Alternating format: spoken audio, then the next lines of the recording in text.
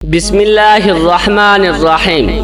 بنی اسرائیل کے ایک ولی کا واقعہ۔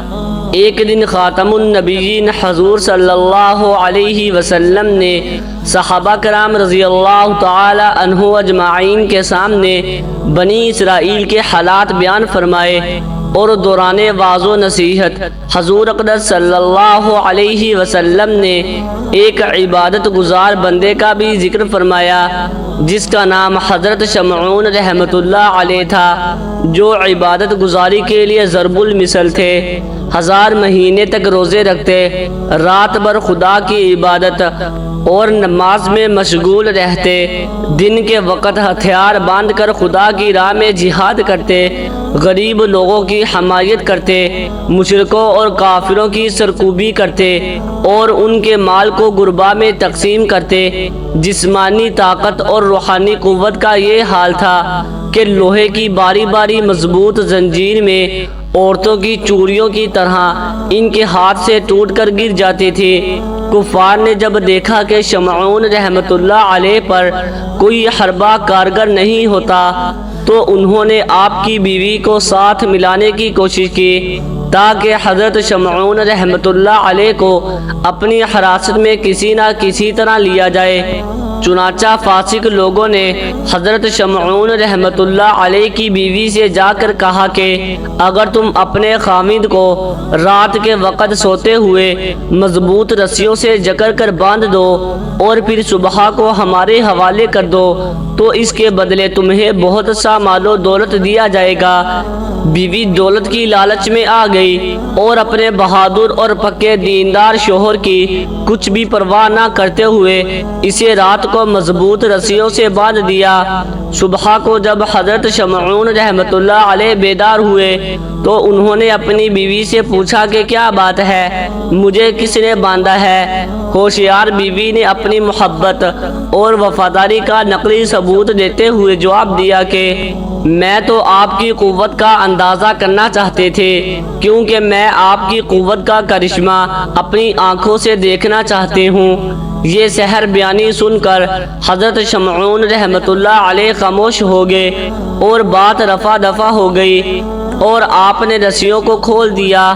اس واقعہ کے بعد آپ کی بیوی اس طاق میں لگی رہی کہ جب موقع ملے آپ کا کام تمام کر دیا جائے۔ چنانچہ چند دنوں کے بعد دوبارہ موقع پا کر ایک رات پھر اپنے شوہر کو لوہے کی زنجیر میں جکڑ دیا، مگر اللہ کے اس نیک بندے حضرت شمعون رحمۃ اللہ علیہ کے جسم پر لوہے کی زنجیر کا کچھ اثر نہ ہوا اور بیدار ہوتے ہی ایک جھٹکے میں زنجیر کی ایک کڑی ٹوٹ کر الگ ہو گئی۔ حضرت شمعون رحمۃ اللہ علیہ نے اپنی بیوی سے پوچھا کہ اس نے یہ کیا کیا؟ بیوی نے دوبارہ اپنی بات سے معاملہ ٹال دیا اور کہا میں صرف آپ کی طاقت آزما رہی تھی کہ کیا آپ پر لوہے کی زنجیر کا اثر ہوتا ہے یا نہیں۔ حضرت شمعون رحمۃ اللہ علیہ نے جواب میں راز ظاہر کر دیا اور کہا میں ولی ہوں اور دنیا کی کوئی چیز مجھ پر اثر نہیں کر سکتی مگر میرے سر کے بال۔ آخرکار بیوی کو جب بید معلوم ہو گیا تو اس نے ایک رات حضرت شمعون رحمۃ اللہ علیہ کو ان کے بالوں کے ساتھ باندھ دیا۔